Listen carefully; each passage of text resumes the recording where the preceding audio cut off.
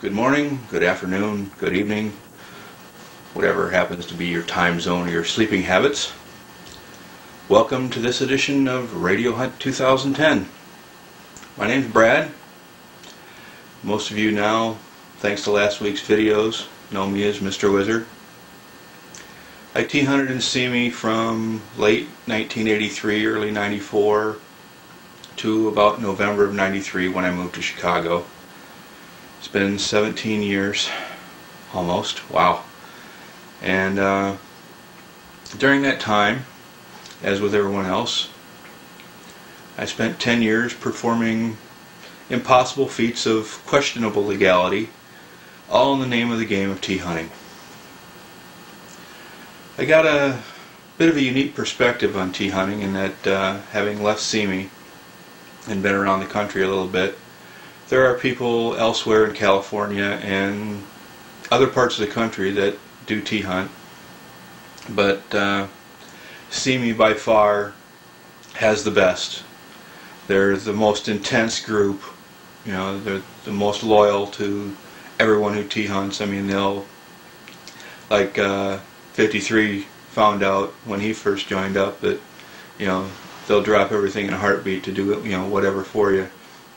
And I think the biggest reason that T-hunting in Simi is what it is, and it is the best, is the fact that for the most part we had two rules. Rule number one was there are no rules. Rule number two was never ever forget rule number one. And that's, you know, I mean, around here, up in the Kenosha area, which is about 15 minutes from me, they have a group of T-hunters up here. I was talking with a couple of them and I asked them, has anybody ever pulled a crate hide? And they all looked at me like deer in the headlights, like so I had to explain to them what a crate hide was. There's another group here that their list of rules, you know, no antenna tricks, no, you know, so couldn't do a dummy load hide, couldn't do a Kevin Mongo and go sit under the tower of the power line and put the K40 magnet mount on the tower and have the signal go in 16 different directions. So they just have way too many rules and they just don't get it. So my plan for this evening, since Dave got waylaid and we don't know if he's going to be back or not in time, if he is, great, we have dueling episodes. Otherwise, I got you guys covered for this weekend. But the plan was to tell a couple of unique stories.